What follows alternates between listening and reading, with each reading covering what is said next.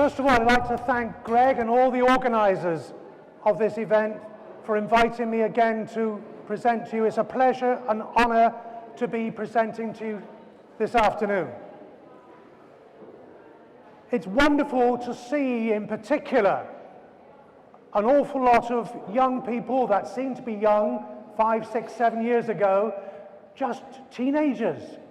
They're carrying children around. There's loads of children that are coming out of the people involved in this event. But let's return to the theme of this presentation, a very somber theme: the sins of the fathers. It is said that the sins of the fathers will be transferred to the sons and to their sons and to generation upon generation. One of the purposes of this presentation is to investigate, is this true about us in the UK today? Particularly of interest to young people in this room, are you going to be burdened with the sins of your fathers? And particularly of interest to the parents and the grandparents, who may well have passed on a poisoned chalice. Is this happening today is the key question. It's not difficult. It takes but 5 minutes in Google.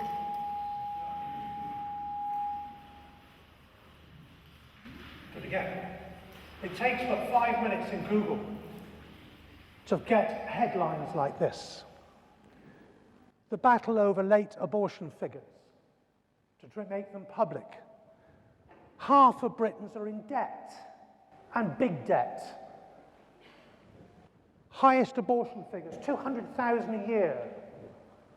Childbirths outside wedlock at its highest for 200 years. It's not difficult to find, as it were, sins of the fathers.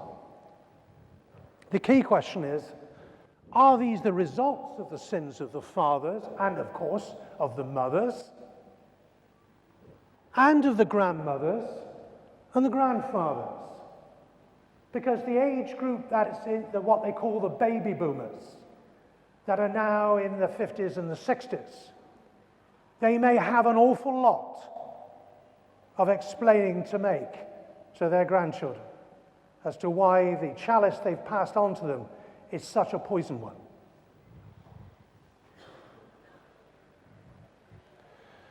So the purpose: what has driven the growing economic and social decline of the West? And it takes no time to see the evidence of that.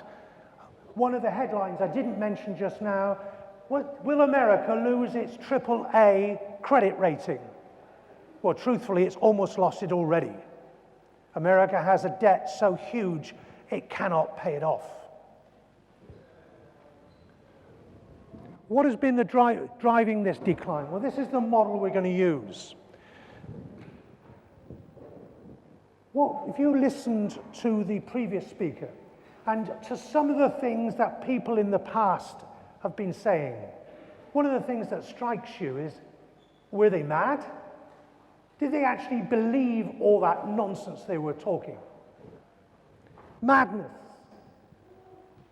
This country, this age has gone mad, fed by two things: fantasies. What do I mean by that? It means we believe in things that are not there. And that's not just simply the people locked up, sectioned. I'm talking about you and me. I can certainly point out, by looking back through my past, a lot of fantasies, particularly in my teenage period, but also in my 30s. And also evil ideas. A moral decline is driving the whole thing. Moral decline ends up economic and social decline. What have been the major types of madness that we have been suffering from, and indeed you and I may still be suffering from? Madness number one: money madness. And what is it? We all can be rich. We want to be well off. We can spend more than we earn and pile up huge debts and still get away with it. And what's the evil that's driving this? Greed and the love of money. And it's still going on, and it's very important. Evidence. You've heard of the pigs? The pigs are the countries of the EU, particularly Euroland. They're marked in red. P stands for Portugal, I for Ireland, I for Italy, G for Greece, and S for Spain. These are the countries that are weak. And one of the things because there they've been spending and spending and spending and spending money. If you bought the Times today, on page 3 is the most wonderful photograph of a woman absolutely going bananas, attacking some of the Greek police. And what is she demonstrating in favor of?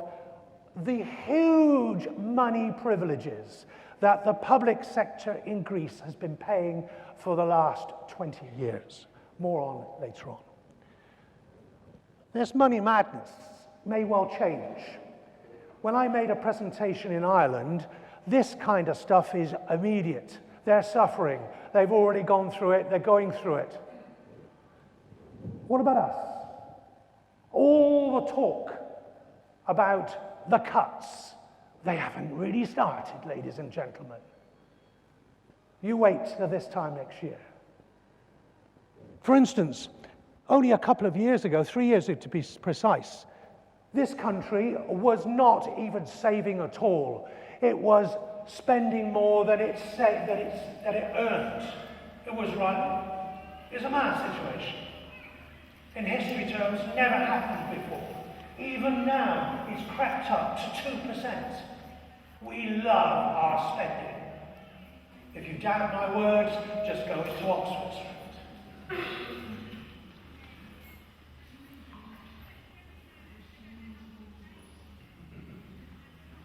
Okay, thank you. Northern Rock could be the first of many. It's the first bank to run out of money for over 150 years. That's the kind of thing that fantasies and madnesses lead to. And this is the latest PwC, PricewaterhouseCoopers. I'm not just simply picking on stuff that just simply is okay for presentations to Catholic bodies on Saturday. I've always considered this forum over the last 10 years as a better university than, in fact, lots of your sons and daughters will be going to. And I've worked for university for 25 years. The PwC report last November, UK's addiction to debt has now reached alarming levels. An addiction which is going to be hard to get off, like drugs. And as I say, we haven't started, ladies and gentlemen. More talk than action at the moment.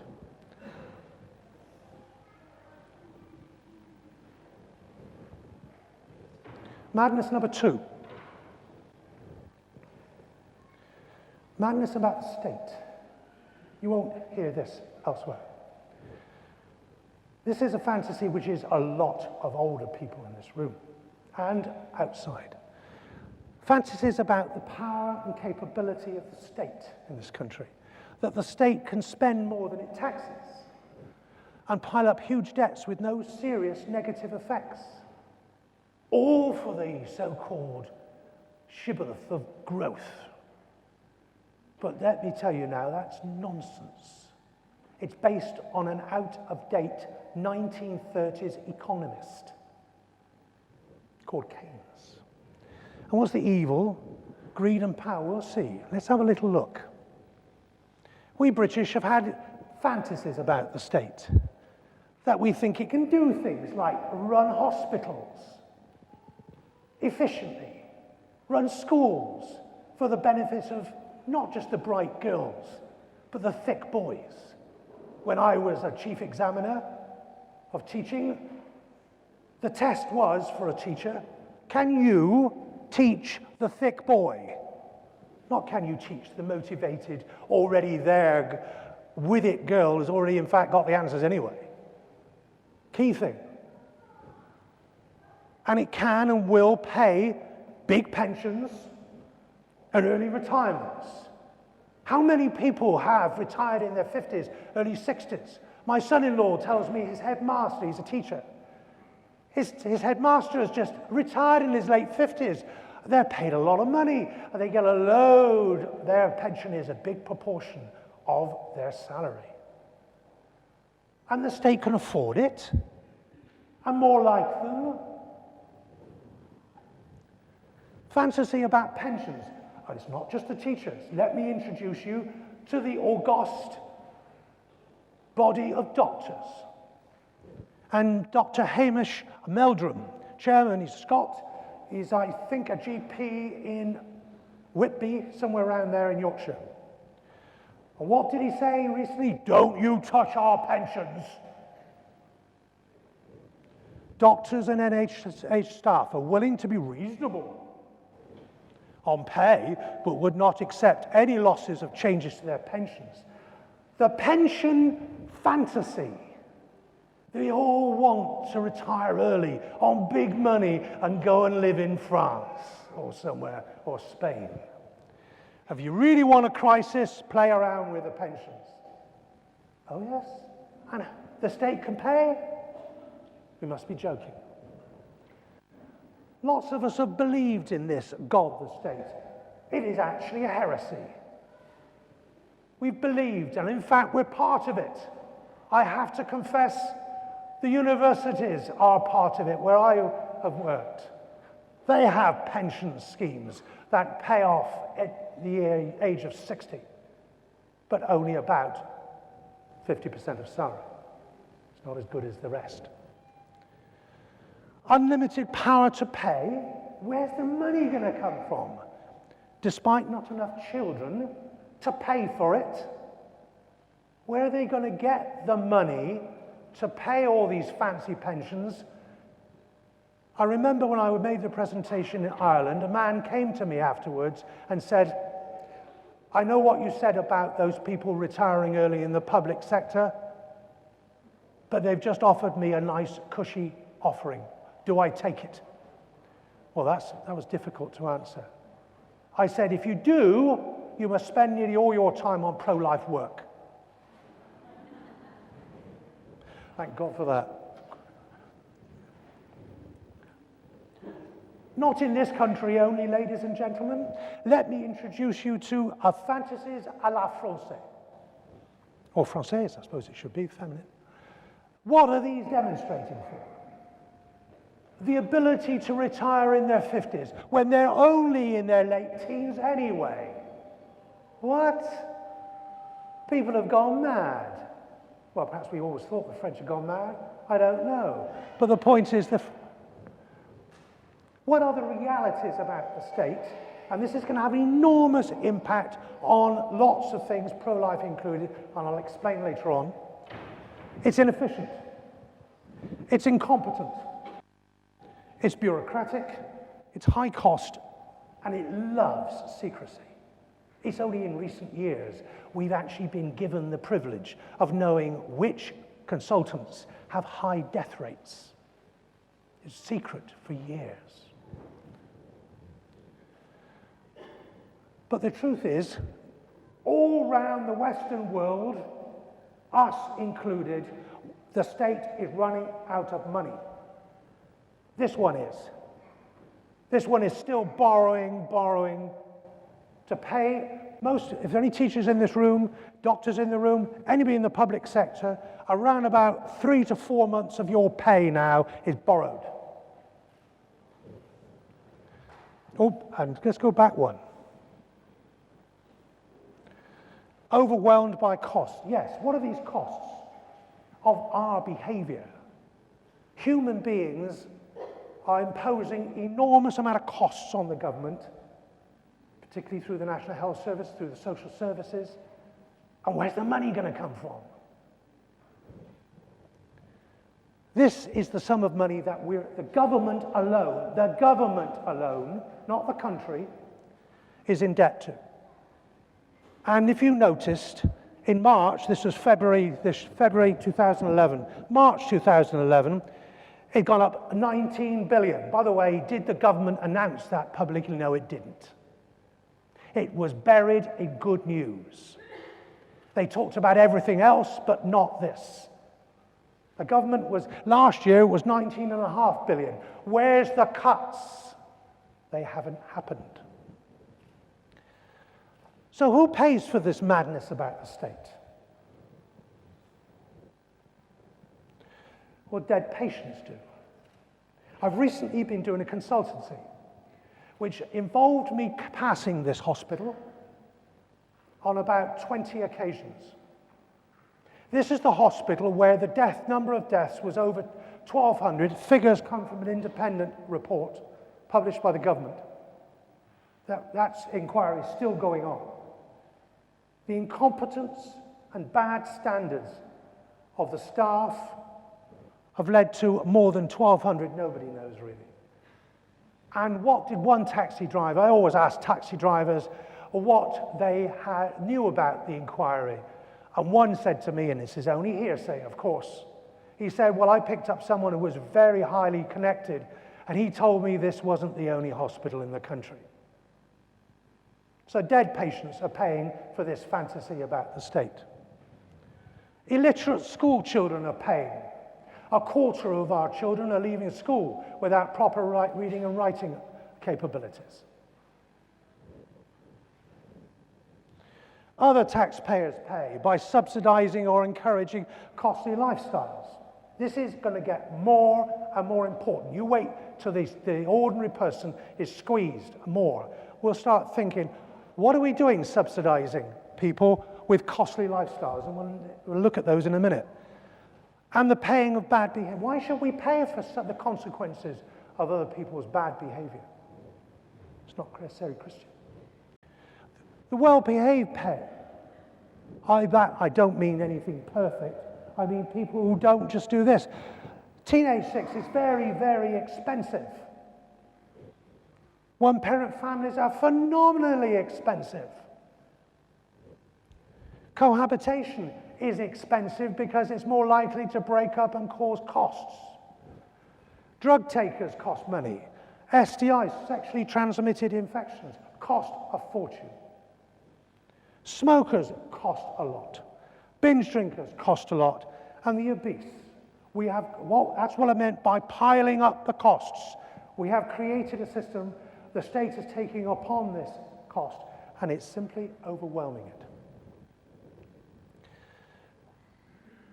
3 years ago, before the crash happened in September 2008, i.e. it was around about March, April 2008, I showed this.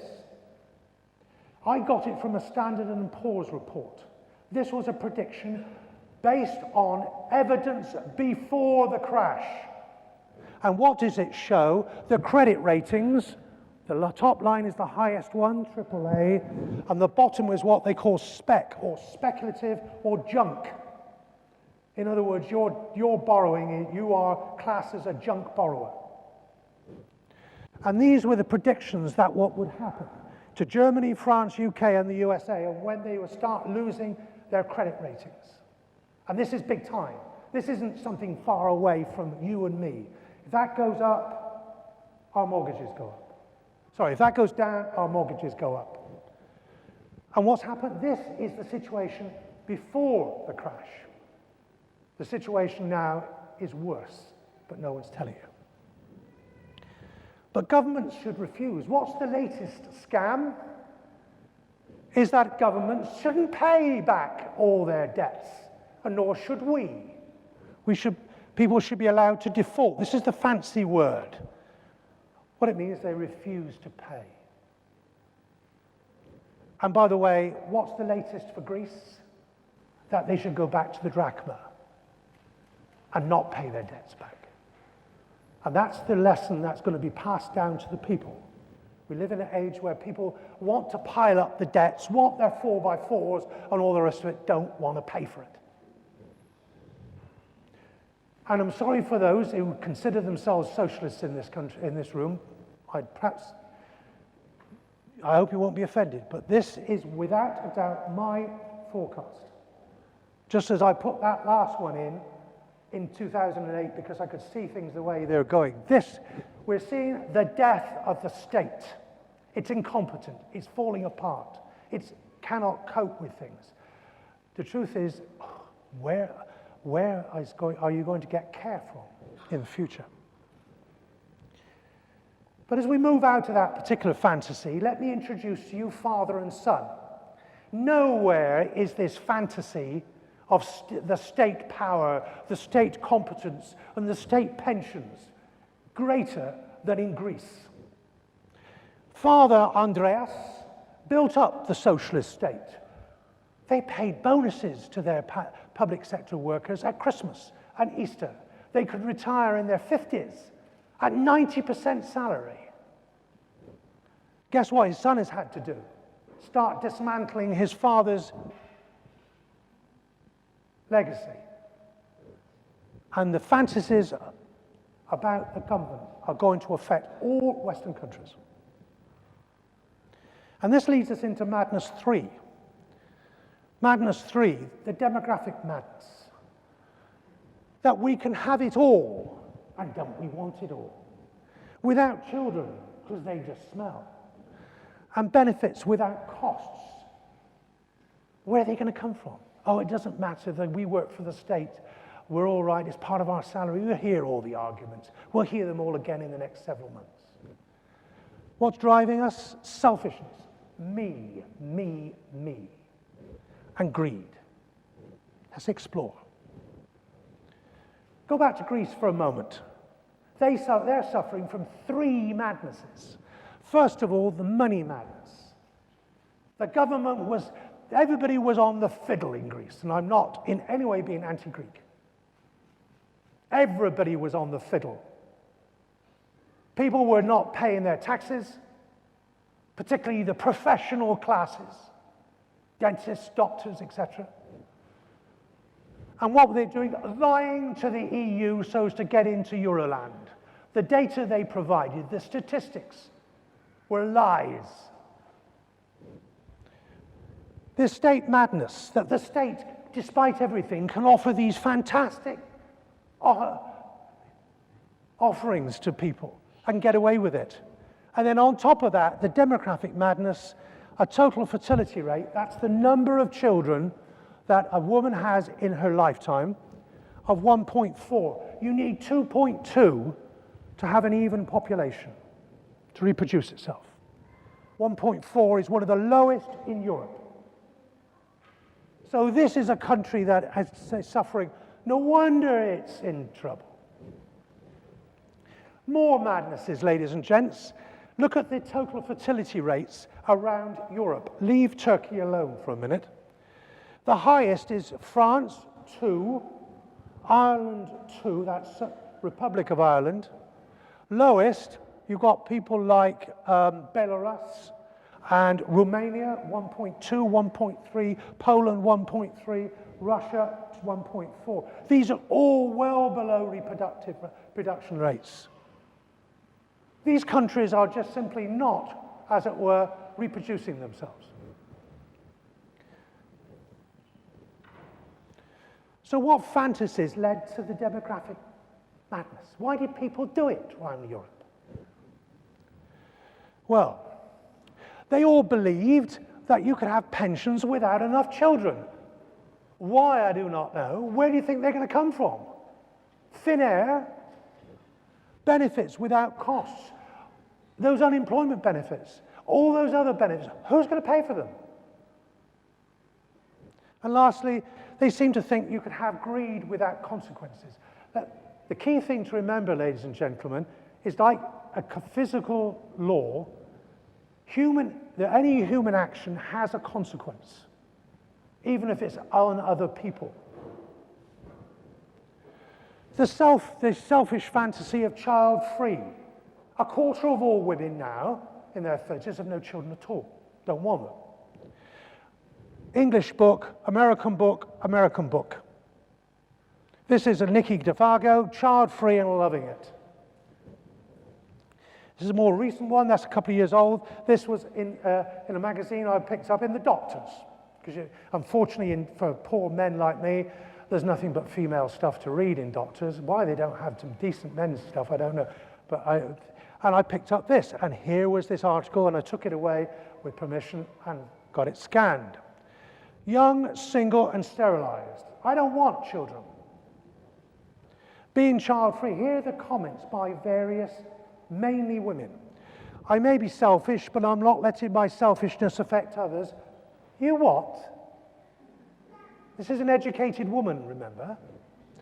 Do I worry that no one will look after me while I'm old? Not really. Fantasies? We revel in our freedom. We're on television. We're showing off. We're building a house somewhere lovely in the middle of nowhere because we got no children. I don't want children. We're happy as we are. And there wasn't there a Sunday Times? I think there was a couple of weeks ago. There was this article, big one in the Review, on a woman who was a feminist, and then suddenly she had a child. And she was absolutely appalled by the effect of it on her. Because she wanted to go back to work, but that child kept wanting things from her. Ultimate self, this is the Financial Times, ladies and gents. Ultimate selfishness, their words, not mine, I'm not distorting things. Baby boomers' reluctance to have enough children to sustain the population. Baby boomers, let me remind you, if you're born between about 44 and 64, you're a baby boomer. Who will pay for their selfishness? I'm talking here, of course, in some cases, about the white-haired grannies and the white-haired grandfathers who didn't have enough children. Did Britons go mad? Did we suffer from fantasies? What was going on in the minds, perhaps there were? We wanted childless sex, or we wanted sex, but we don't want the products of sex.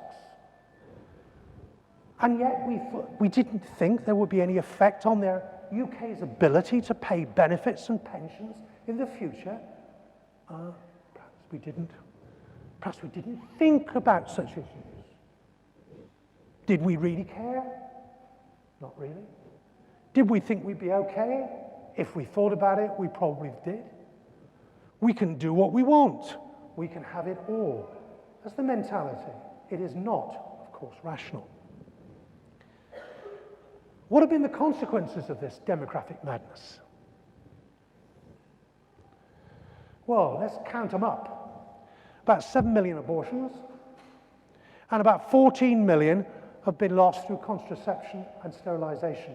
You cannot wipe out that kind of number in a country without having an effect, big effect.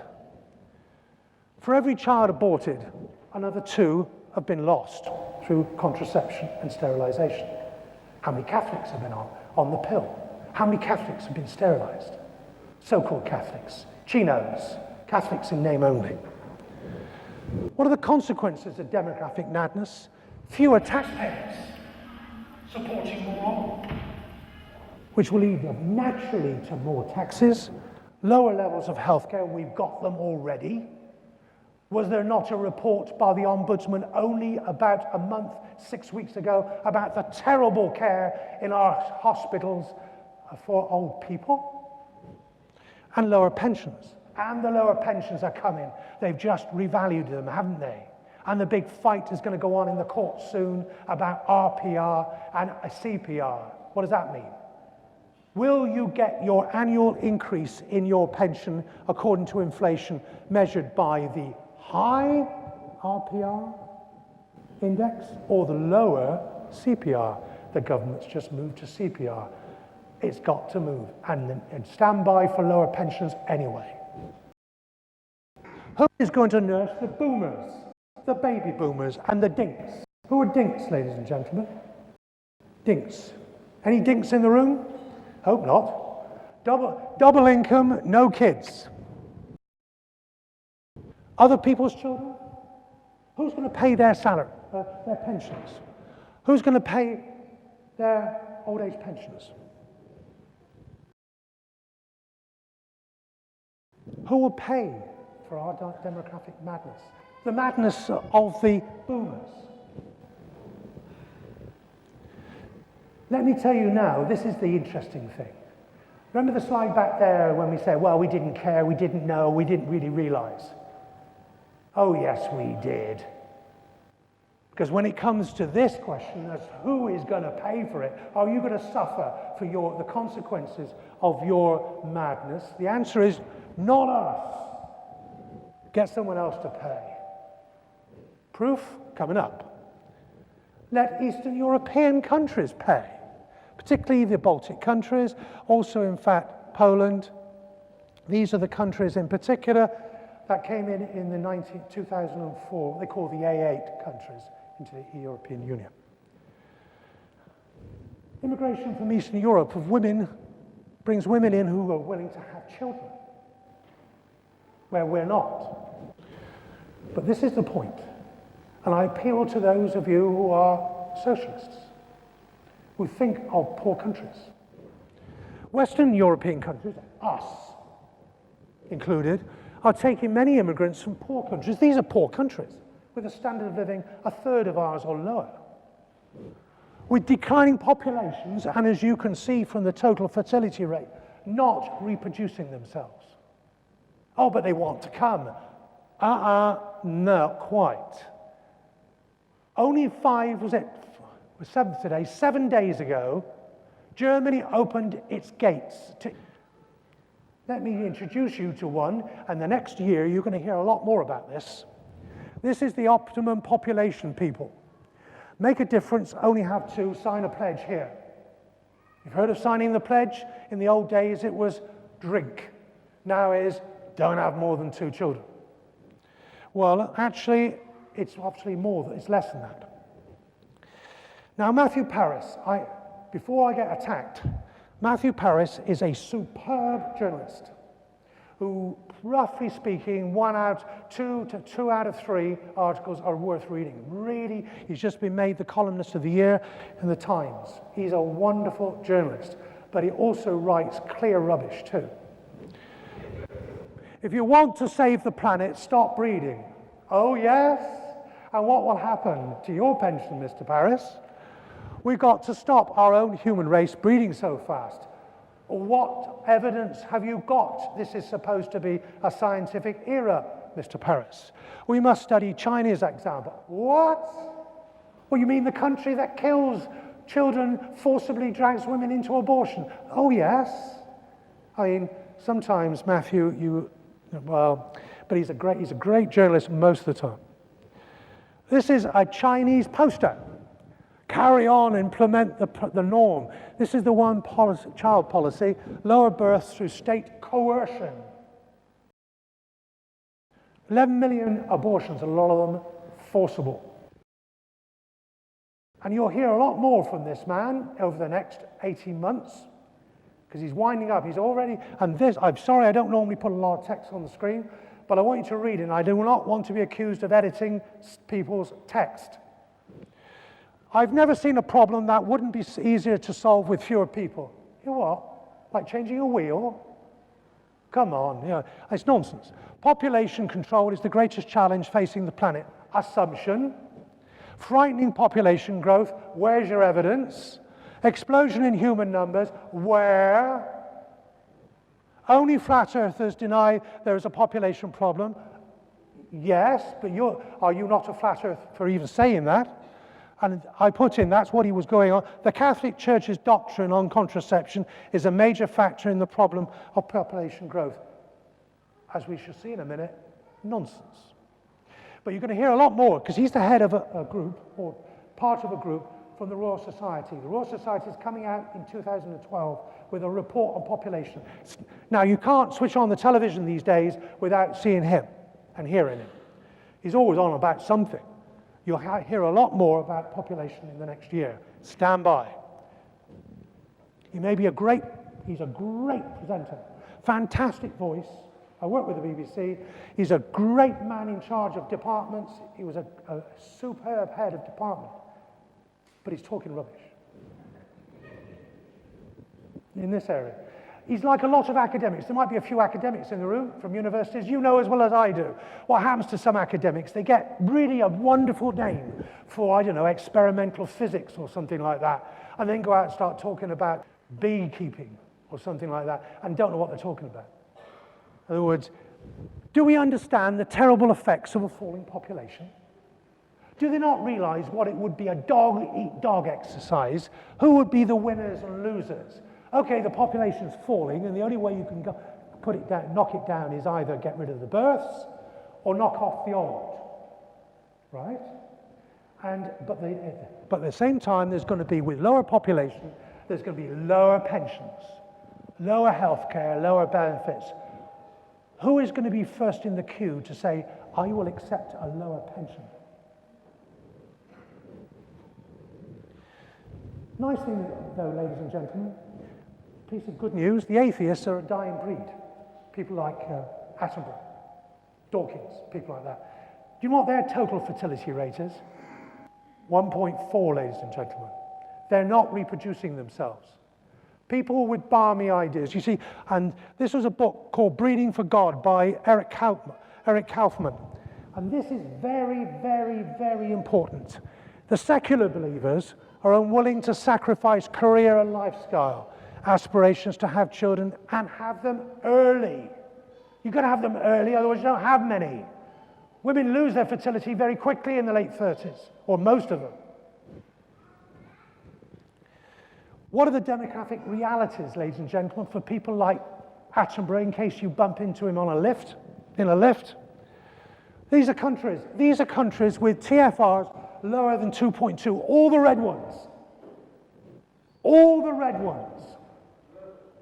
Only Africa and the Islamic world is green.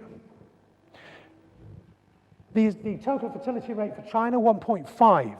Japan, second biggest economy in the world, 1.2. Brazil, just going below the 2.2, it's 2.18.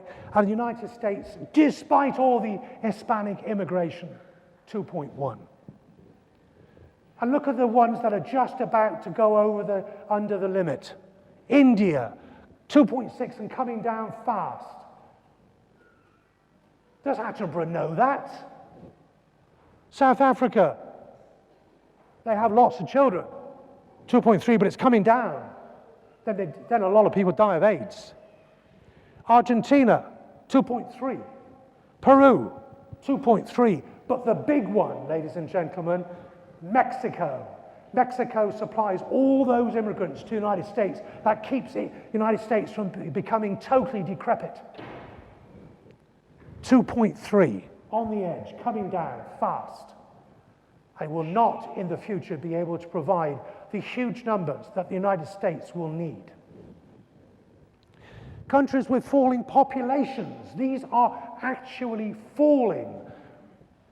And it's the old communist area, largely running from Russia right through to Poland to Germany. Germany's population is falling at the moment. Italy's population is just about falling, unless, of course, you count all the illegal immigrants. South Africa is falling because of AIDS. Japan, very difficult. Countries like to hide their abortion figures. 1 million births, over 1 million deaths, and about 1 million abortions. No one quite sure. I got that from an academic in Tokyo.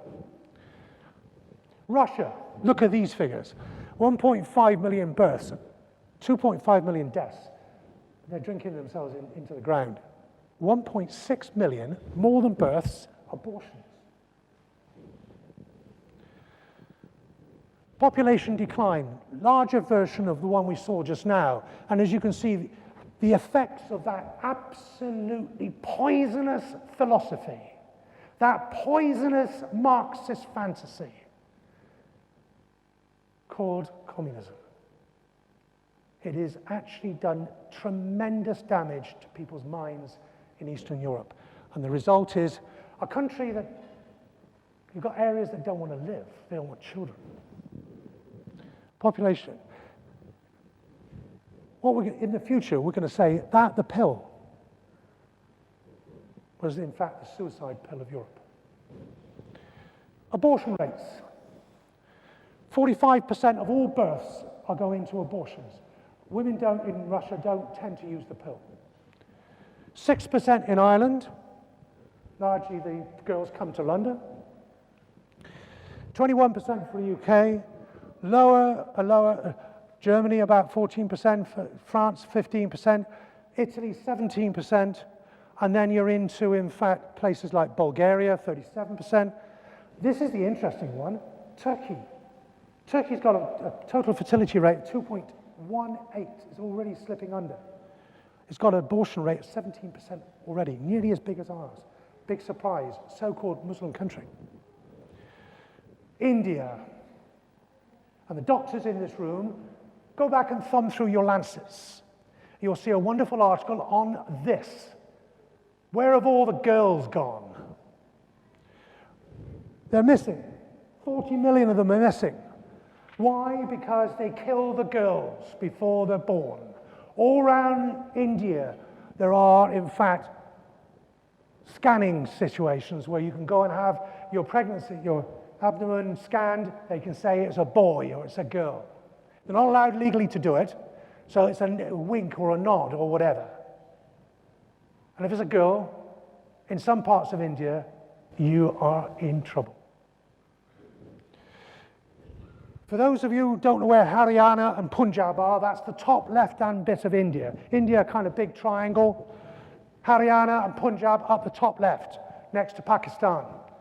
20% of the girls conceived there are aborted before birth. And of course, they also have substantial amounts of female infanticide. In other words, when they get if they get born, they get killed. That is in the south. Tamil Nadu, the right-hand bottom state. China, 1.6 million births, 9 million deaths, 16 million births, 9 million deaths. Total fertility rate, as we saw, 1.5, 11 million abortions, and there's an enormous number of women missing because of this. You only allow one child, you want a boy. It's your insurance for the future. In India, they've got a saying, when you have a girl, it's like watering your neighbor's lawn. Madness number 4, getting closer to home. Madness about the family. And the one that's prevalent today is that family form doesn't matter, and marriage, in fact, doesn't matter, as long as children are loved. And the evil is selfishness and all kinds of other things. And this is a longer version of the fantasy. The form of family does not matter as long as children are loved. Right. Well, broken Britain, is it the sickest lifestyle in Europe? By a lot of indicators it is. A decline in marriage. And all the evidence is that marriage is the gold standard. The most stable, the best for bringing up children. Tons and tons and tons of evidence. Mr. Justice Coleridge, family division. Family life in early years is in meltdown, no longer exists. Now this is worth reading. Not every broken family produces dysfunctional children. But almost every dysfunctional child is the product of a broken family. They recently did a study and asked children if they would rule the world, what they would do. That's what they said they would do. That's small children. They would ban divorce. How many divorces in the Catholic world? How much damage been done to children as a result of the selfishness of the parents? Marriage matters. All the evidence, of course we know of marriages that go wrong. Of course there are exceptions to the rule with regard to one-parent families. But on the whole, on the average, and remember, if you're a businessman like me, probabilities matter. What's the odds? The stability, greater stability, better mental and physical health. One of the queerest statistics I ever come across recently. For a man to marry, the benefits are equivalent to giving up cigarettes for the rest of his life, as far as better health. Less violence, less abuse. Of course, we all know exceptions. But all the evidence shows that the average is that. Cohabiting couples break up nearly 2.5 times more than married couples. All this nonsense about living together before they're married. Cohabiting, because it's really the same, isn't it? It's a matter of the commitment of people. We know a lot of very committed cohabiting people. The reality is they break up more often. And this child should be saying to itself, I want to be brought up by a married family. If you're not brought up by a two-parent family, you're more likely to fail at school. More likely, you talk to any teachers about the problems of teaching children in so-called Catholic schools. 70% are more likely to be drug addicts. 70% more likely to have alcohol problems. Madness number 5, and the last on this one, abortion madness. We talk a lot of nonsense about abortion. First of all, you've got the nonsense that women have the right to choose. Oh yes? Well, let's see what that means in a minute. And that reducing abortion is about saving babies. And this has been the fantasy of a lot of pro-life groups. As long as we're saving babies, we're doing all right. Yes, but. And the evil, of course, driving this, as we shall see, is selfish lust. The fantasy about abortion, that it's about the right to choose, when the realities are it's about fornication by single people. All the statistics published by the government say that most abortions are to single people or in very loose relationships. It's not fundamentally about the right to choose, but the right to fornicate without the natural consequences of sex. I want to do it, get it, don't want the consequences. Get rid of it if it happens. This is a pro-choice march. We demand choice. And what does it really mean? Let's decode. I demand, we're using their word, to be able to fornicate, because most of them are going to be single, and choose to kill the consequences. That's what it really means. I want others to pay for it too. You never ever get people saying, well, I want the right to choose and I'll pay for it myself. Fantasies about fornication. It's a pleasure without consequences, that you can fornicate without consequences. You often hear the next one among so-called people like Dawkins. It's in his book. Fornication is a private, personal matter. Oh, yes. No, it's not. It has enormous personal, yes, social and economic consequences. There should be a study by economists. The economic consequences of fornication is enormous. Who pays for fornication? It costs them. Well, those involved may pay through getting sexually transmitted diseases. Gonorrhea, AIDS, there are over 50 types, some kill, though they're desperately trying to cut down the incidence of death from HPV. Increased deaths, reduced births, and higher health and welfare costs. Enormous costs of fornication. Who pays? Those involved in getting infertile. We're talking about large numbers of our so-called Catholic children, girls. No, boys can get chlamydia too, on a large scale. They only discovered that some years ago when they started testing football players, and they found they had chlamydia. 10% sexually active. 1 million new infections since 2000 alone. Now remember, a lot of that means there's a lot of people that are not being screened. These are people caught up in the screening exercise. These people, in fact, will become infertile. Greater risk of HIV, and it can lead to infertility on an enormous scale. Who paying? Society pays for fornication, for screening costs, which are enormous, for all the, what we used to call VD clinics, for the enormous cost of aid drugs, for the cost of infertility, though the number of cycles that you're allowed now in many health trusts has gone down. The economic costs, i.e. people lost work or early death, lost taxation. One-parent families are incredibly expensive and produce dysfunctional, more likely to produce dysfunctional children. And these themselves have enormous costs. It's not PC to talk about it this way, ladies and gentlemen. But one of the things I've found as being a management consultant is if you go into a company and tell them fantasies, they won't thank you very much. They've got a problem, they need it solved. The first thing you've got to do is persuade senior managers of what the problem is. And that's what we're doing here now. You're the senior managers.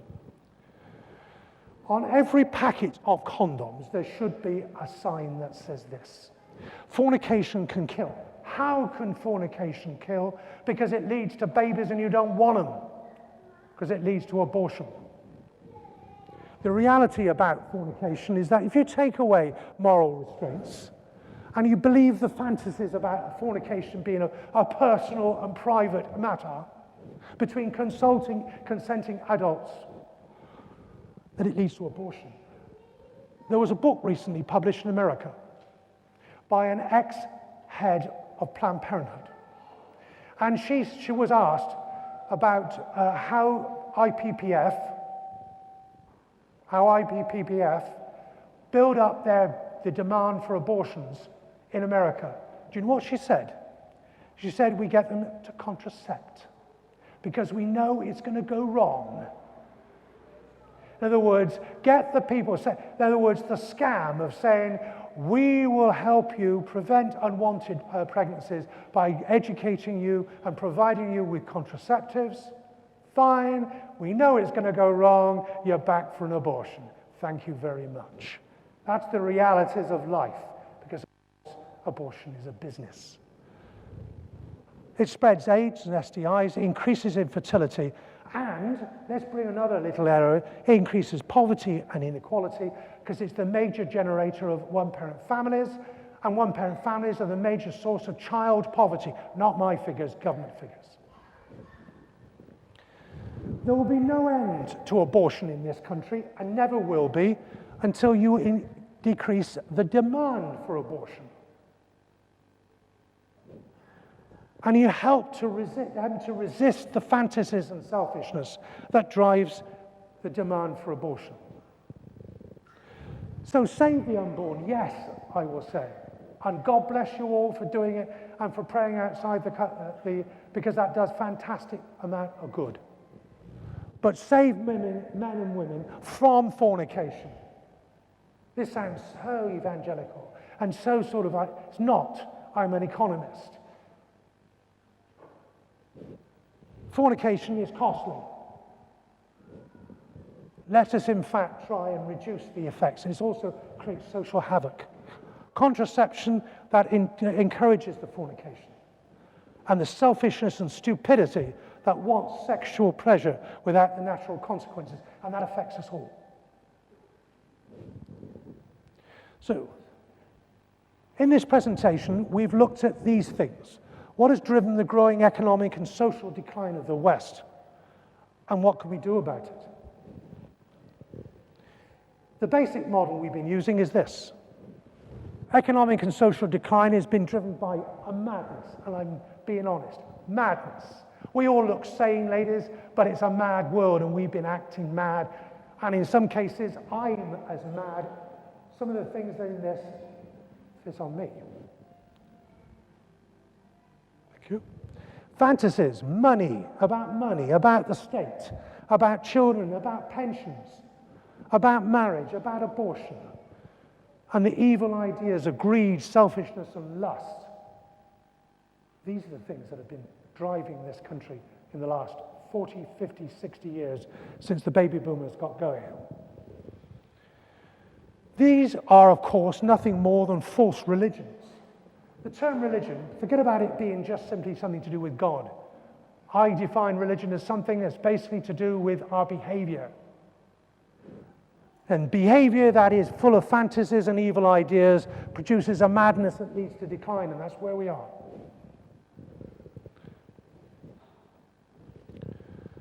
Let me introduce John Paul II. He didn't use quite the model I'm using, but he did talk about it. He didn't talk about false theories of reality, but that's what he was talking about. Fantasies are false theories of reality. These are his words from Familiaris Consortio. Distortion of our understanding of human nature. In other words, one of the things that's gone wrong in the last 40 years is we've lost touch with the reality of ourselves. Second, we have false notions of freedom, like the right to choose. And human beings being only material things and not spiritual ones, as we shall see. True religion, and there can only be one true religion, is about sanity. It's why you find a sane person, they've got a true religion in their minds.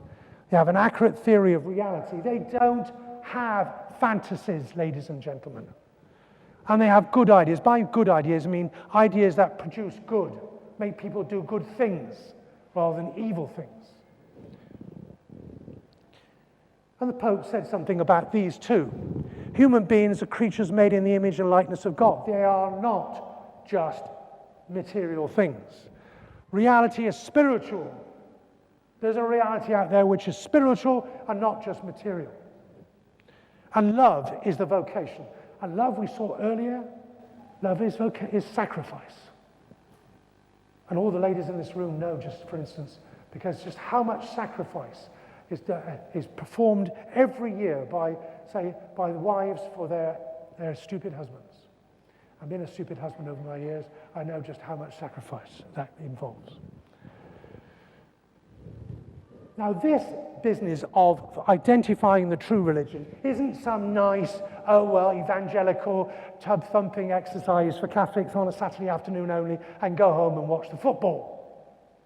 This is real gotta-do stuff, ladies and gentlemen, because the reality, we have to conform our behavior to reality. You try and jump off a cliff and wave your arms and pretend to fly, and you will die. You are, in fact, saying it is not. You're saying you can defy reality. We must conform ourselves to reality. Otherwise, if we don't, we will suffer, and others too, unless, of course, we can pass the buck to other people.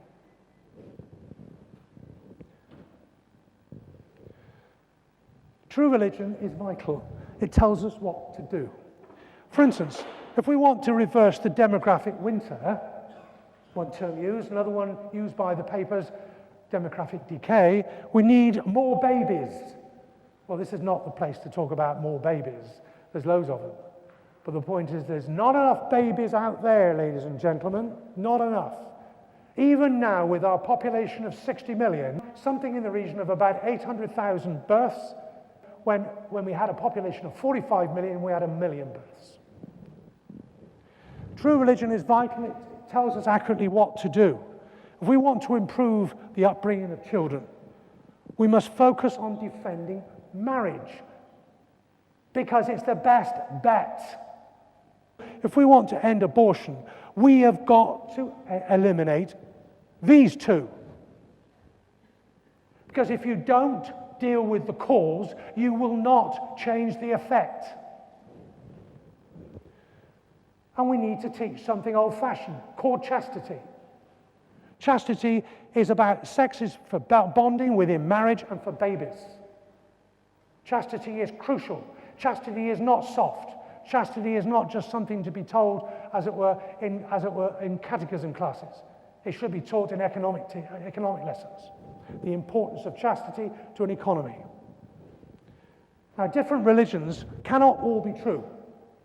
Different religions have different values, benefits, costs, consequences. And the costs of false religion can be extremely high. Let's have a look. I want you to imagine you're an embryo, or a little baby inside the womb. I'm a baby girl inside the womb.